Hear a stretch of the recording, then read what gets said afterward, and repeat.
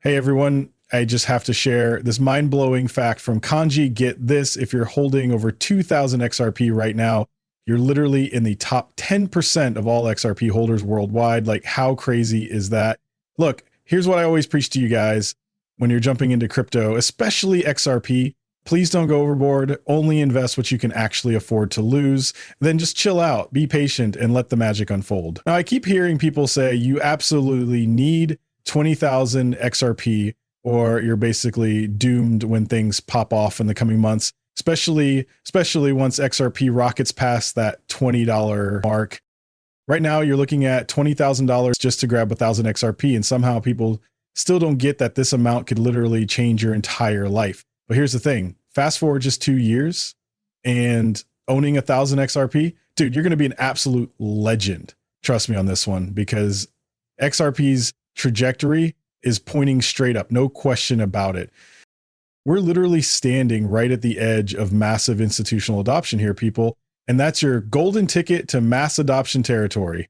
Picture this. When that hits, newcomers will be scrambling to buy maybe 1 to 10 XRP max. Then prices keep climbing higher and higher. Eventually, people will be buying tiny fractions of single XRP tokens. We're talking drops here, folks. Look, ignore anyone telling you there's some magic number you must hold. That's total nonsense. Just buy whatever fits your budget comfortably. Here's what's real, though. The XRP ledger community has seriously limited liquidity outside of XRP and RLUSD tokens. The XRP ledger has massive potential for meme coins, but we're going to need some serious attention first.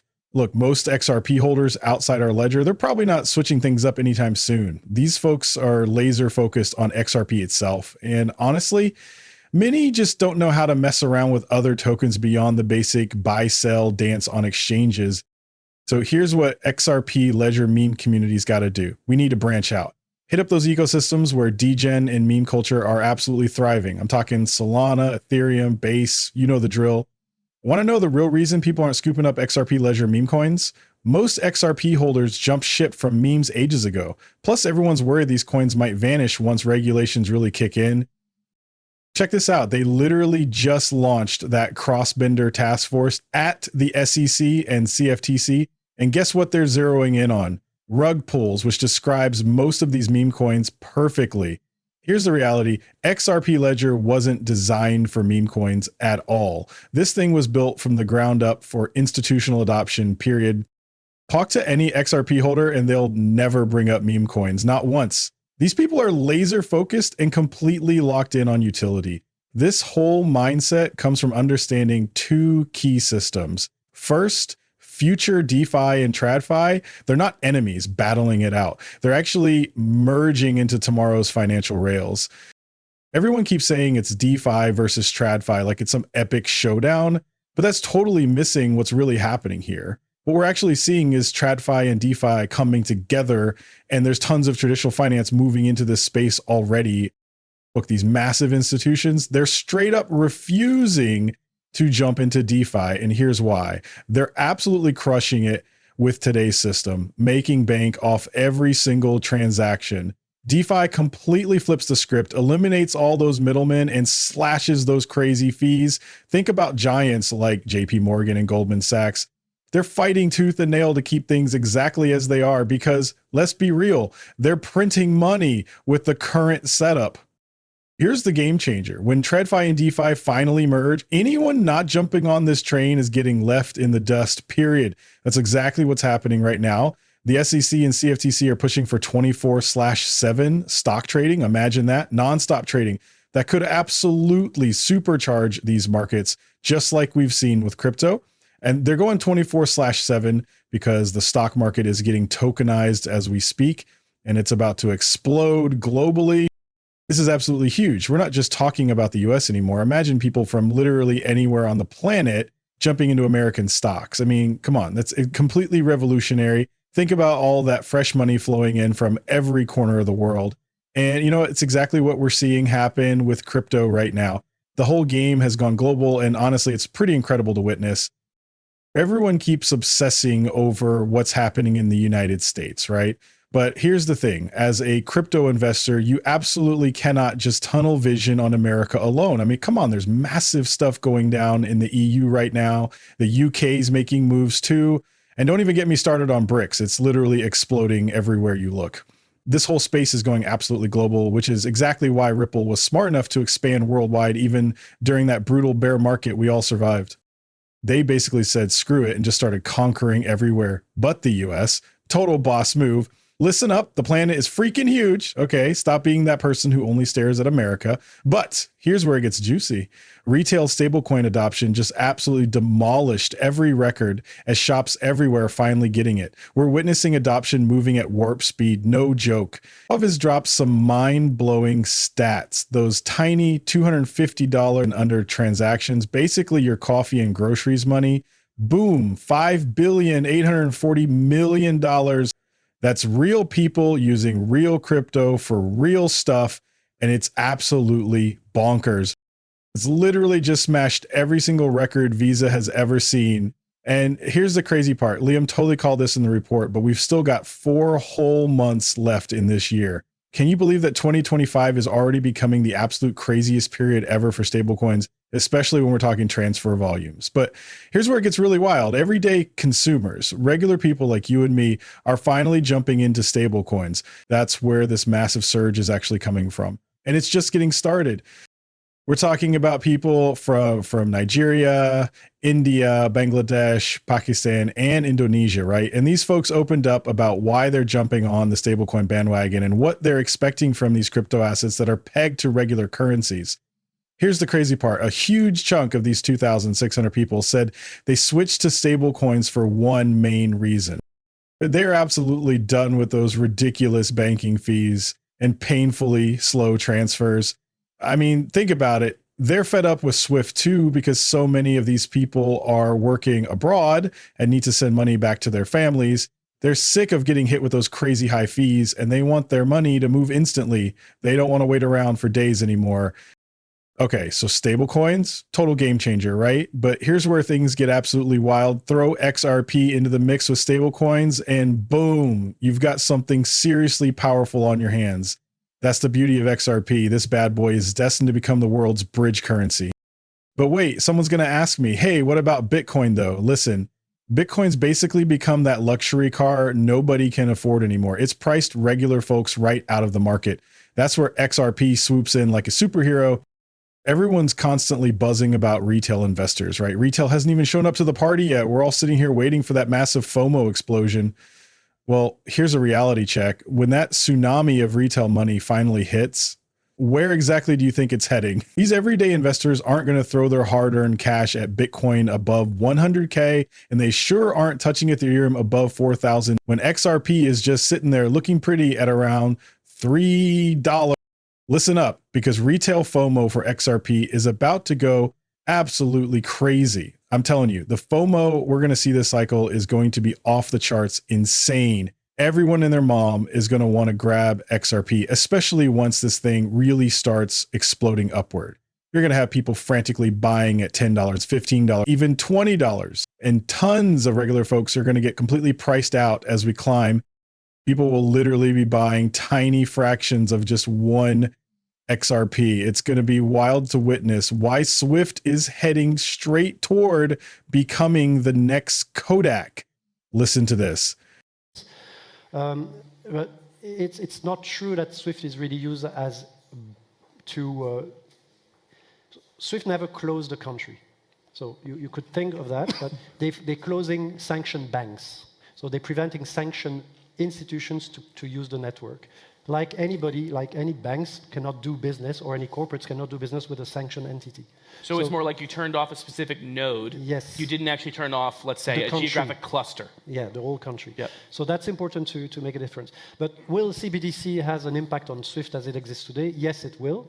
That's one of the reasons why I left Swift, by the way, because I think that if they don't get their act together, they might be disappearing, a bit like Kodak in the 80s. So yes, they definitely fighting words there. So there will be an impact on companies like Swift, but also on credit card companies like MasterCard and Visa, and that's why they have a big interest in that technology, because they know that it will have an impact on them. And they are enabling crypto payments, or at least to purchase crypto with Visa. And in crypto, we have now travel rules. And this was happening back in 2021. These guys literally had crystal balls or something. They could see Swift was headed for trouble. That executive, he straight up jumped ship because he knew Swift was becoming yesterday's news. But here's where it gets spicy. All those sanctions drama, that's exactly why the BRICS crew is going to ghost Swift completely. They're already window shopping for the next big thing, and somehow people are still sleeping on Ripple swooping in to eat Swift's lunch. My prediction, Swift's going to get absolutely devoured by Ripple somewhere along this journey. But the wild part is they had front row seats to their own downfall, and still people are still holding on to hope that Swift's got a future, right? And they're totally obsessed with Chainlink. But here's the crazy part. Guess who's actually going to end up saving Chainlink? Ripple. Yeah, you heard that right. So Trump threw out this wild idea about ditching taxes on US-based cryptos like XRP, which could bring massive money flooding into American markets. And get this, it's all documented. But here's what's driving me absolutely nuts. Why did everyone just stop talking about it? Seriously, why announce, hey, maybe we'll kill crypto taxes, and then crickets? It's like it never happened. Same exact thing with those tariffs that were supposed to basically eliminate the IRS. Where's the follow through? Where are the deadlines? This is what keeps me up at night, folks. We get these huge announcements that could change everything, and then nothing, radio silence. Makes you wonder what's really going on behind the scenes, doesn't it? Talking about wiping out taxes on US-based crypto completely. Picture this, by the end of 2025, boom, done deal. That alone would absolutely rocket this market into the stratosphere. Here's what I love about deadlines. They give people real hope, you know, like actual believable progress instead of empty promises. Now, here's where it gets interesting. Imagine if they just eliminated taxes on XRP entirely. And honestly, I'm still scratching my head about how Bitcoin even entered this whole conversation. I'm thinking about this whole tax thing. If we're going to eliminate taxes, it should absolutely be on Bitcoin that's actually mined right here in America. I'm not saying every single Bitcoin should get tax-free status, but dude, that would give our US-based cryptos such an insane competitive advantage over anything that's not homegrown. Now check this out. James Seifert just said something that got my attention. He's calling it the ETF floodgates are about to explode open. We're looking at 6 months of futures action, then bam, spot approval rolls in, and Coinbase listing through that ESG framework between September 19th and October. That might just be the catalyst that ignites everything. Seriously, you've got to listen to this. Years ago, and it was like the SEC needs to come out with some like rules of the road of like, these are the assets that are like make sense to go into an ETF wrapper. Give these issuers some guidance. Like, what can I put in an ETF? Like, what's allowed? And our view was they were going to do it. And our view months ago was that one of the number one things was going to be to have a futures product, a futures contract listed with a CFTC regulated exchange.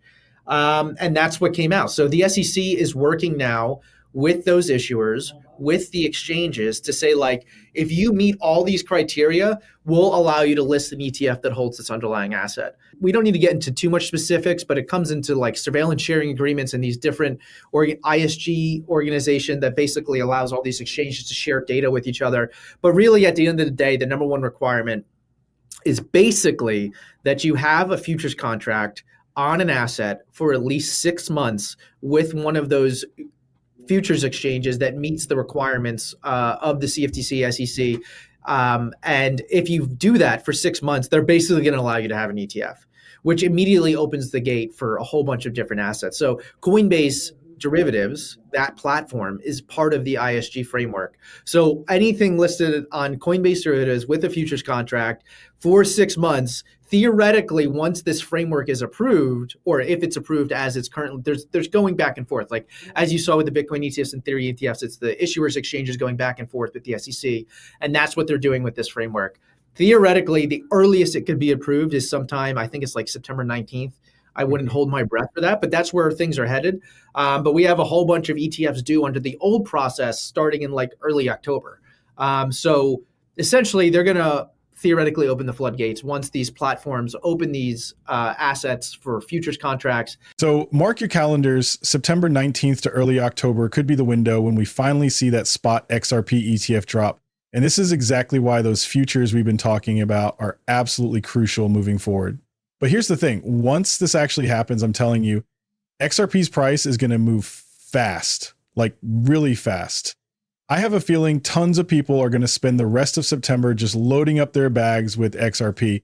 Why? Because deep down, everyone already knows these ETFs are getting the green light.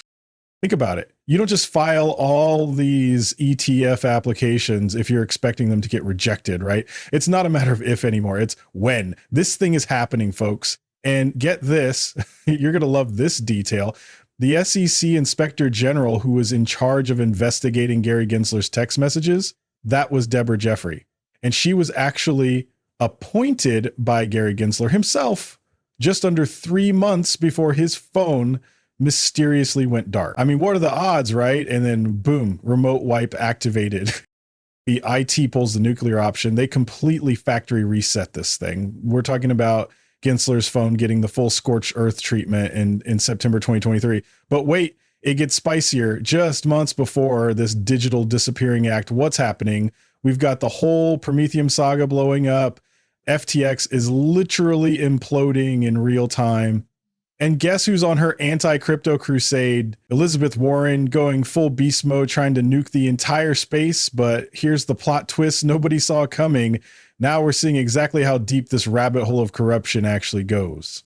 This is already so much deeper than all that corruption we've been talking about forever, right? And wow, the US is finally ready to make some real moves. I'm honestly pumped that we've got Paul Atkins running the SEC now. This guy is clearly working magic behind closed doors, but you know how DC operates, everything moves at the speed of molasses. Here's the thing that drives me crazy. Every single time you get excited about something happening in the next month, boom, it gets pushed back 2 or 3 months. Classic Washington move. But here's what's different. Atkins actually making progress happen. Gary, that dude had zero interest in getting anything accomplished. I'm not even kidding. If Gary Gensler was still calling the shots, XRP would be completely stuck at 50 cents with absolutely zero chance of going anywhere. Oh my goodness, we absolutely crushed it getting Paul Atkins. What a win. Look, I know waiting is tough, but trust me on this one. Patience and positivity are secret weapons right now. We're all going to make some serious money together. I can feel it. You guys are absolutely incredible for sticking with me through this journey. Seriously, every single one of you means the world to me. Can't wait to catch up with you in the next video. Until then, go enjoy your evening